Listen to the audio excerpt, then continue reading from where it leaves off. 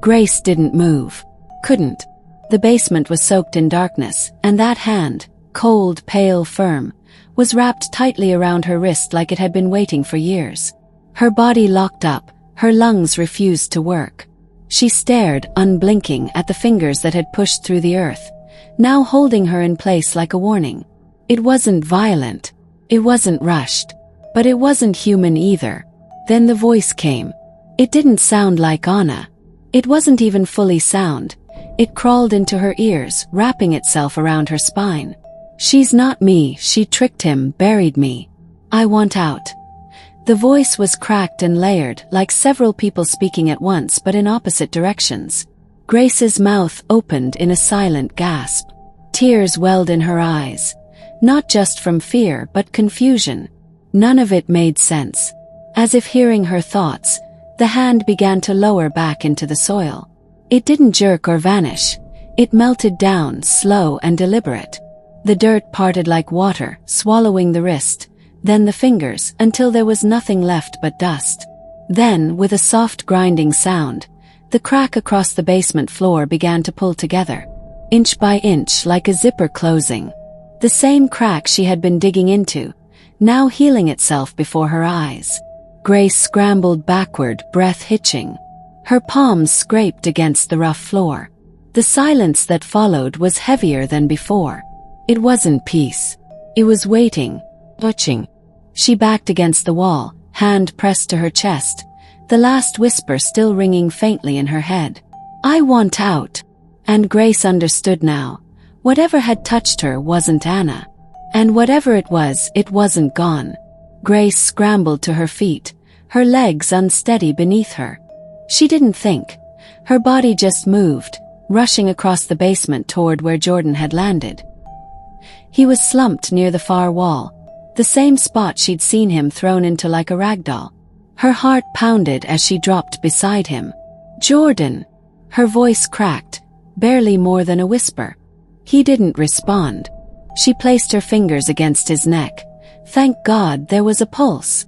Faint but there. His chest rose and fell in shallow breaths. But his arm, it didn't look right. Bent too far, too loosely. Grace winced, her fingers hovering. Jordan, please. She shook his shoulder gently. No response. Her eyes darted toward the stairs, toward the emptiness above. And that's when she heard it. A step. Low. Deliberate. Coming from upstairs. She froze. The weight of each step echoed down the staircase like a countdown. Whoever or whatever it was, wasn't rushing. It was taking its time. Grace's throat tightened. She grabbed Jordan's uninjured arm and pulled him closer to the back corner, dragging him behind a stack of old paint cans and broken shelving. She crouched low beside him, shielding him with her body. The air felt heavier now, like the walls were leaning inward, like the shadows had thickened. The footsteps stopped, right above them. She held her breath, heart drumming in her ears. Every sound felt louder in the silence. She didn't know what was coming next, but something was already here. The footsteps didn't stop. They grew louder, measured, deliberate, as if each step was being planted with purpose. Grace crouched beside Jordan, her hand still resting on his chest, feeling the rhythm of his breathing like a lifeline. Her eyes were locked on the staircase. The air had shifted, heavier, the kind of weight that made your skin tighten and your instincts scream. Then she heard it, the creak of the top step. She rose slightly, her body trembling, and leaned just far enough to peek up the staircase. What she saw froze her breath. It was Anna. At least, it looked like Anna. But the more Grace stared, the more her stomach twisted. Anna's posture was wrong. Too stiff, too quiet. Her face was pale, but not in a fragile way. It was almost stretched.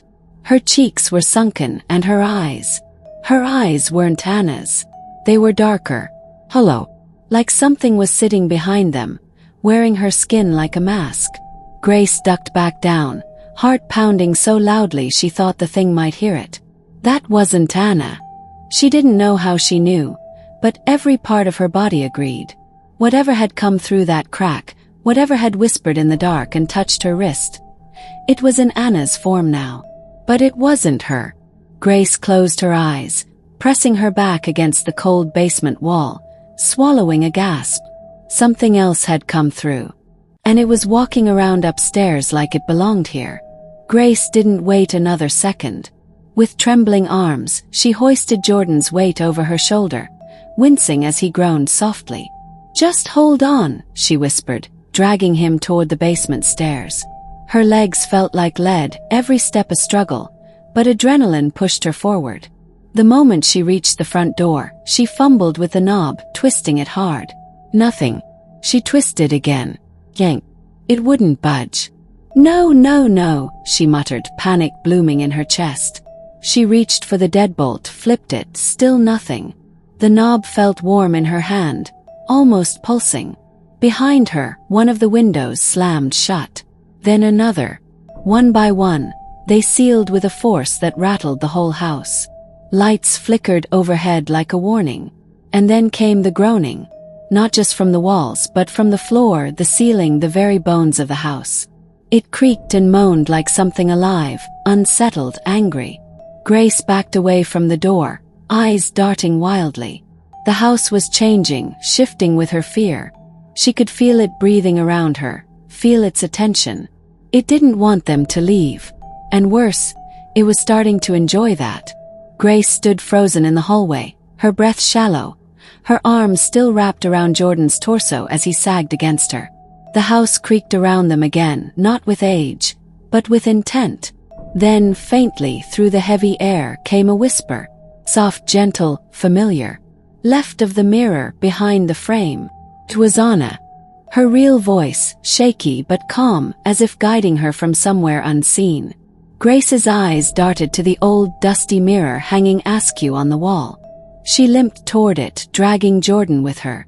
With trembling fingers, she pulled the frame aside. It gave way with a sharp pop of resistance, and behind it, half covered in cobwebs, was a small indentation in the wall. Hidden latch. He pushed it. The wall creaked inward. Door. Without hesitating, Grace pulled it open and stepped inside, dragging Jordan's limp frame with her. The moment they crossed the threshold, she reached back and slammed it shut, twisting a rusty lock into place.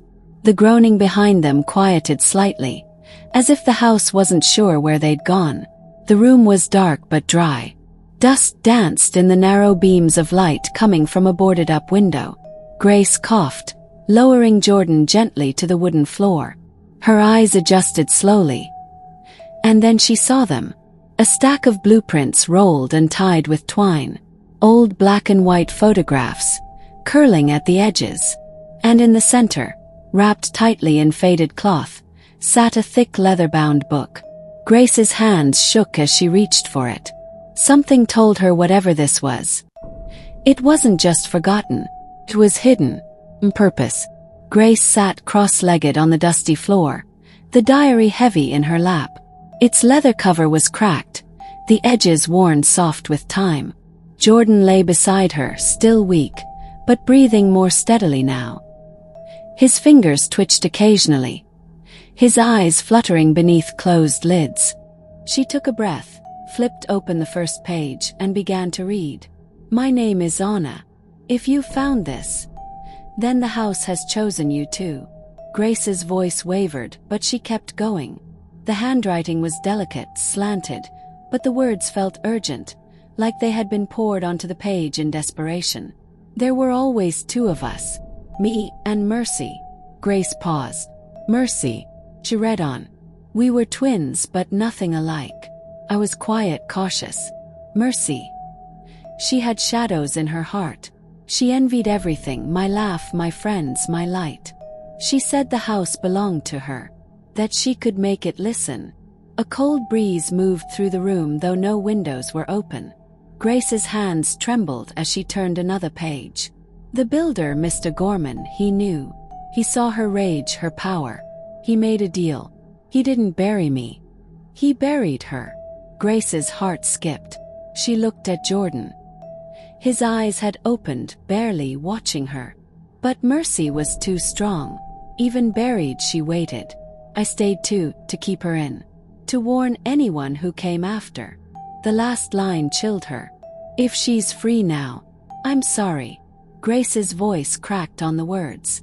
Jordan blinked slowly. What does that mean? Grace didn't answer. She couldn't. Because the truth was written right there in Anna's final sentence. And it was already too late. The door jolted with a heavy thud, rattling the shelves and sending a stack of photographs tumbling to the floor. Grace flinched, clutching the diary tighter. Whatever was outside wasn't trying to be subtle anymore. It wanted in. Jordan stirred beside her, groaning softly as he pushed himself upright. What's happening? No time, Grace whispered, flipping through the last pages of the diary. Her eyes locked on a scrawled section barely legible beneath dust-smudged ink. Symbols, phrases. It's a ritual. Something Anna left. To bind it. Jordan leaned over, wincing, and read with her. A circle, chalk, light, and, he squinted, truth. Another bang, harder this time. Grace's heart slammed against her ribs. She scrambled to a nearby shelf and grabbed the stub of chalk. Jordan spotted half-burned candles shoved inside an old metal box. They worked fast, drawing a shaky circle on the floorboards, setting the candles at its points. Each time Grace lit one, its flame flickered violently before holding steady. The pounding stopped. Silence fell like a curtain. Then the air shifted, cold and dense, as if the room itself was sinking. The light from the candles dimmed, their flames shrinking as something pressed in from all sides. Jordan stepped into the circle, holding Grace's hand. Whatever happens, he said, voice low, don't step out. Grace nodded, unable to speak. The door creaked slowly, but no one touched it. Something was already inside. Watching, waiting, winding closer. The door exploded inward with a crash, slamming against the wall with a force that cracked the old wood. Grace shielded her face as a gust of icy wind rushed into the room, snuffing out one of the candles. Jordan gripped her hand tighter, pulling her closer to the center of the chalk circle. She looked up and froze. It had Mercy's face. But it wasn't Mercy. The skin was pale, stretched too tightly across sharp cheekbones. The eyes were wrong, black, endless, pulsing with something ancient and angry. And yet, the mouth twisted into a smile that mimicked Anna's softness. Grace opened the diary with shaking hands, and together, she and Jordan began to speak. Light binds shadow, truth unmasks the face. Their voices trembled but didn't stop. The air erupted around them. Shadows spun across the room like smoke caught in a storm. The walls groaned. Candles flickered violently. The creature stepped closer, lips parting. Grace, it said, Anna's voice gentle, pleading. It's me. Help me. Grace hesitated. For one heartbeat, her mind fought itself. Sounded just like her. The softness, tone. But the eyes never changed. No, she said, steady now. You're not her. The thing's face twisted, snarled. The black in its eyes flared. Jordan shouted the next line louder. Grace followed. Their words built on each other, louder, stronger. The creature screamed. Not Anna's voice this time, but something guttural and furious. The room shook as its form began to unravel. The battle had begun. Just as the wind reached a deafening pitch and the walls threatened to collapse inward, a soft glow bloomed near the doorway. Grace turned, eyes wide, as the real Anna stepped forward. She didn't walk, she glided. Her form was faint, like mist lit by morning sun. She wore the same pale yellow blouse from Grace's visions, but now her eyes were calm, no longer haunted, peaceful. Anna met Grace's gaze and gave a small, grateful nod. Then she turned to face the creature thrashing in the center of the room. Mercy, Anna said softly. This isn't your place.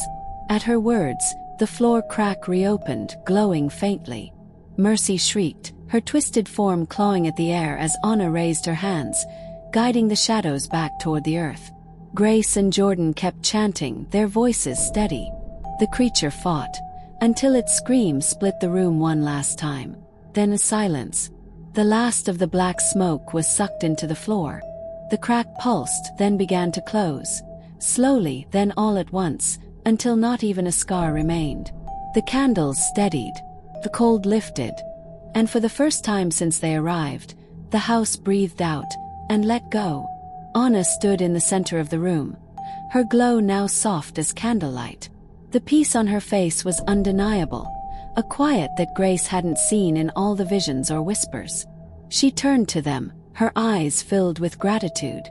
"Thank you," Anna said gently, her voice no longer cracked or distant. "You set me free." Grace felt tears prick her eyes as Anna began to fade, the glow around her softening into air. She didn't scream. She didn't vanish. She simply dissolved like light folding into itself. And then, just like that, she was gone. The house fell still. Not the heavy stillness from before, but a warm, resting silence. No groans, no creaks, just quiet. Jordan, still weak but standing, reached for Grace's hand. Without a word, they walked out the front door. This time, it opened without resistance. Outside, the wind stirred gently through the trees. It was warm, alive. The house behind them stood tall and still, no longer brooding. They didn't speak as they climbed into the car. Grace started the engine. Jordan reached for her hand again, their fingers locking together like anchor points. And as the car pulled away from 36 Widows Hollow, neither of them looked back. Thank you for watching. Don't forget to subscribe to the channel and turn on the notification bell, so you never miss our latest uploads.